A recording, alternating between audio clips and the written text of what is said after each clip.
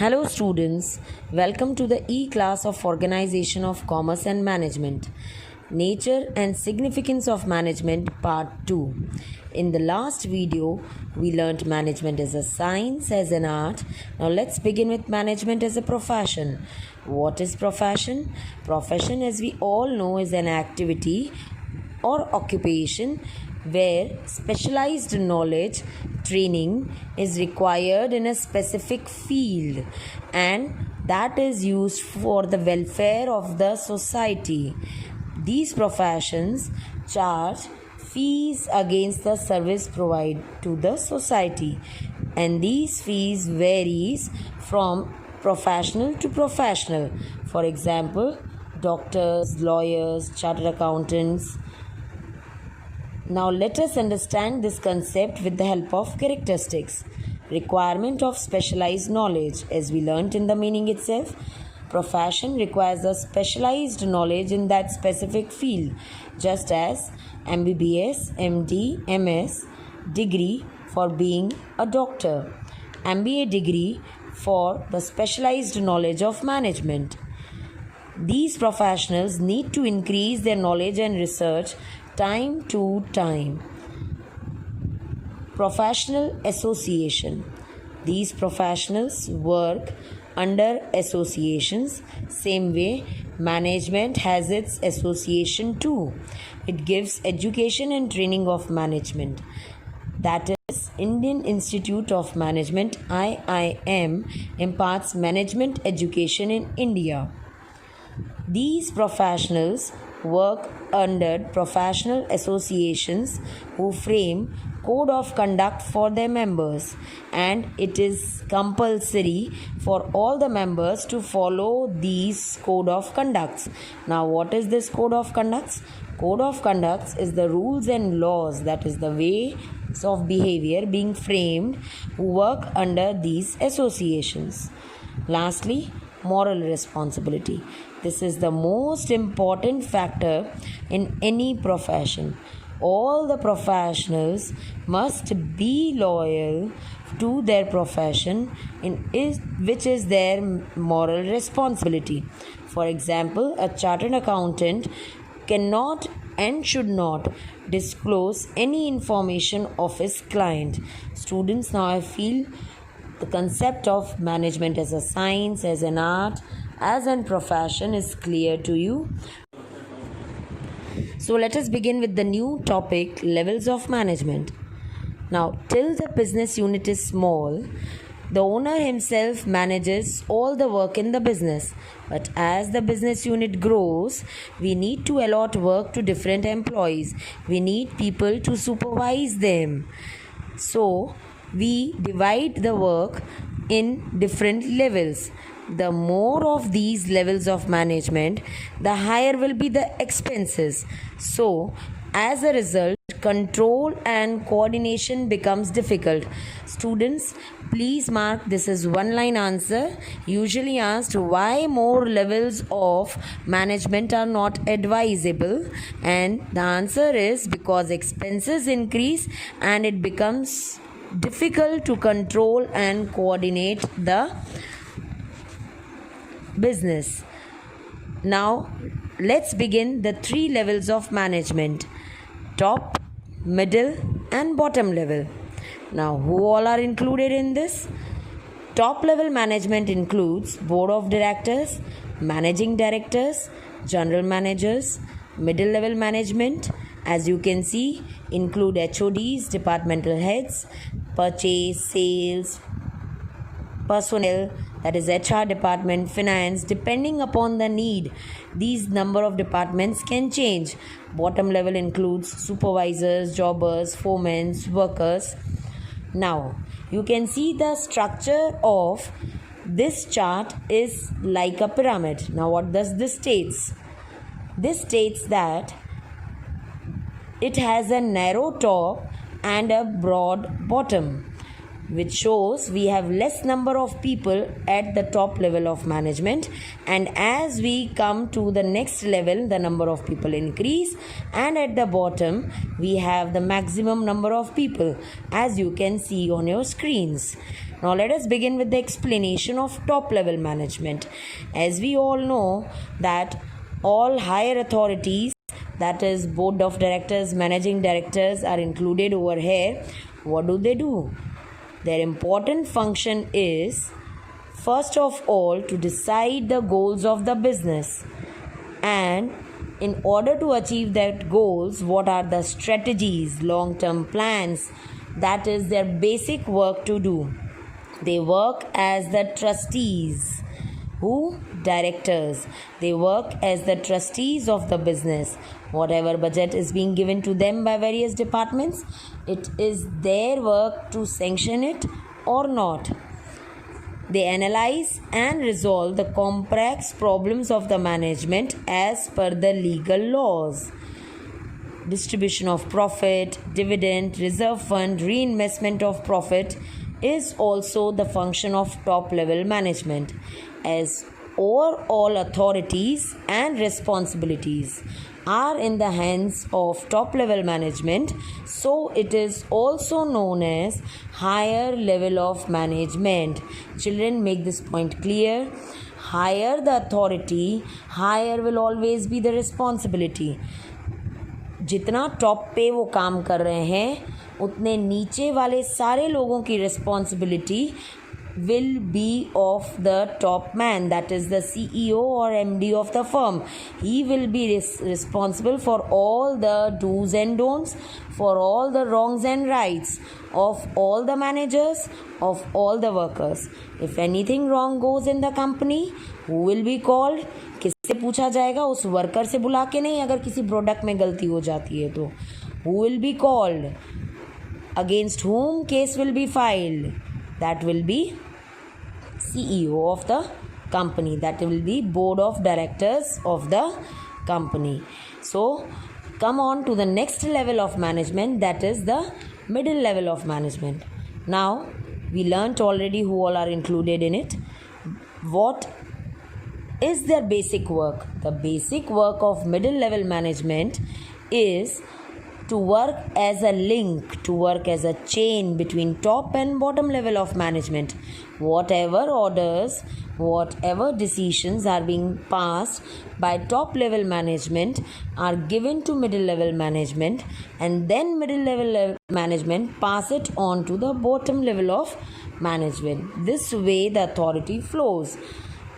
Orders flow from top to bottom via middle level management, and after the completion of the work, the reporting flows from bottom to top, again through middle level of management. Work is done at bottom. After completing the work, they respond to the middle, and middle to the top. So let us begin with the functions of middle level of management. The first and foremost important function is to obey the rules, orders which are being passed by the top level of management, and to appoint necessary employees which are required for the working. Next important function is to prepare organizational setup of the business. These middle level managers issue instructions to supervisors, motivate them for higher productivity and profitability.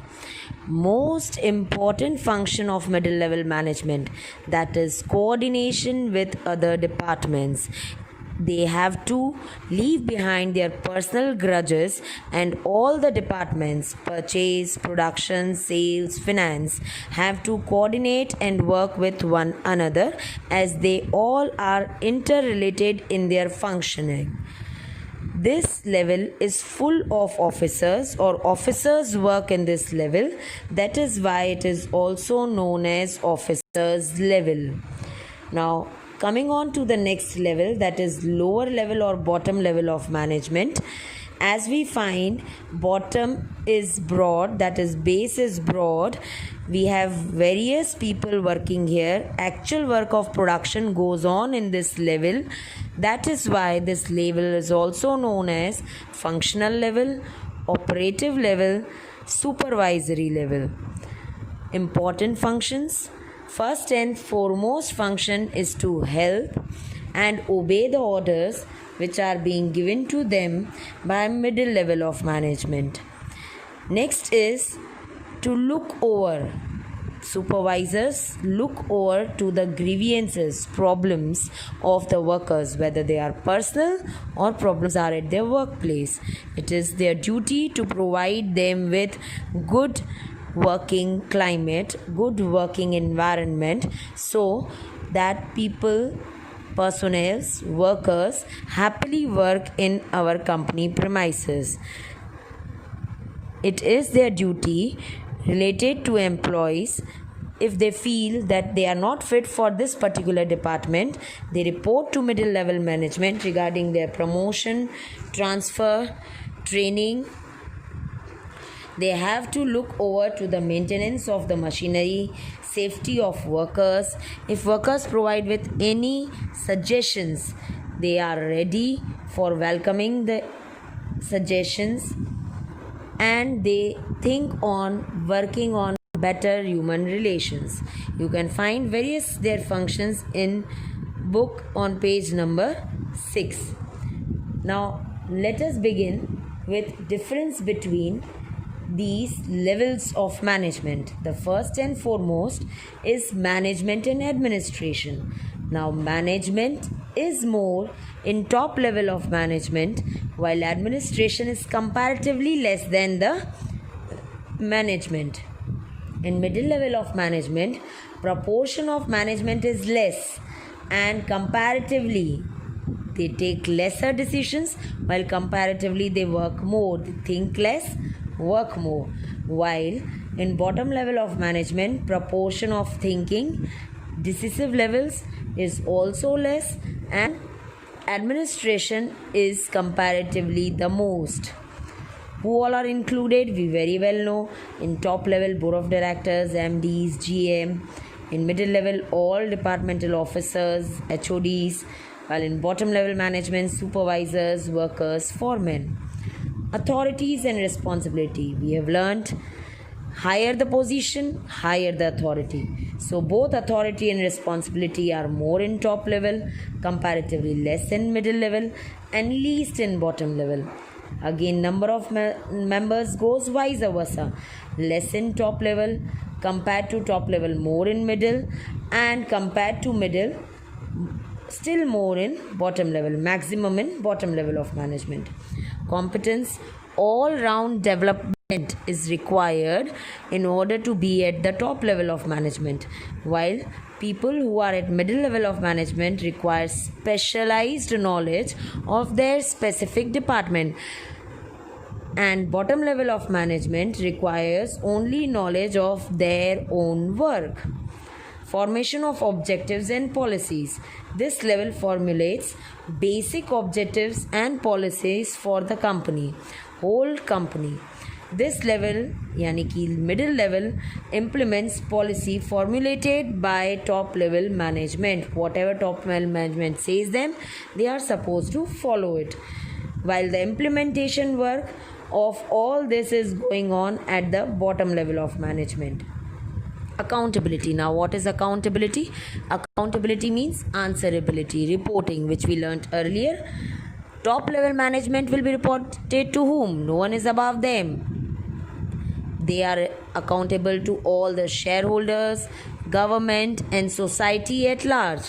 While middle level management is accountable, answerable, will be reporting to top level of management. Bottom level of management, after accomplishment of objectives, will report to middle level. Decisions. Decisions taken by top level management are comparatively most risky than any level of management. In middle level, comparatively less risky decisions are taken, and at bottom level of management, least riskiest decisions are taken. I hope, children, all the three levels are very much clear to you. Now we begin with our new topic, that is functions of management. Now, management works with use of functions, a series of functions which they continuously perform in order to achieve the predetermined goals, objectives decided by top level management. And in order to achieve these functions, there are various controversies among different authorities regarding various activities to be performed. Let us study the first according to Kunz-O'Donnell functions. These functions of management include planning, organizing, staffing, directing, and controlling. While according to Peter Drucker, functions of management means managing a business, managing the managers of the business, and overall managing the workers, men and work, means it is complete management work to be done. While Luther Gulick has given it in the form of Post Corp, where P stands for planning, O for organizing, S for staffing, D for directing, Co for coordination, R for reporting, and B for budgeting. We will be learning these functions of Post Corp in detail in our next session of video. Topics which we covered today were management as a profession, functions of management, and levels of management. Thank you. Take care.